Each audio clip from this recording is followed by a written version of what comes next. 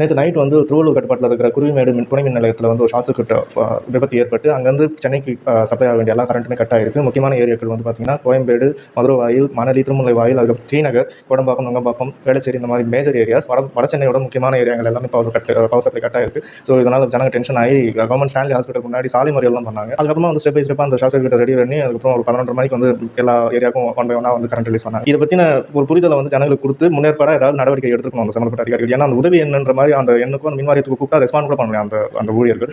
அதே மாதிரி மக்களுக்கும் நான் வைக்கக்கூடிய கோரிக்கை என்னன்னா, நல்ல நாள்லேயே இங்கே கொலைகள்ன்றது அசால்ட்டாக நடக்குது. கரண்ட் இல்லாத சமயம் இரவு நேரத்தில் சென்னை மாதிரி ஒரு மிகப்பெரிய மாநகராட்சி, ஒரு கூட்ட நெரிசல் நிறைந்துள்ள மிகப்பெரிய ஒரு ஸ்பேஸில் வந்து நீங்கள் இந்த மாதிரி கரண்ட் இல்லாதப்போ சாலை மறியல் அப்படின்றதெல்லாம் பண்ணிங்க அப்படின்னா எந்த விதமான அசம்பாவிதம் நடக்கிறதுக்கும் வந்து மிகப்பெரிய வாய்ப்பாக அமையும்.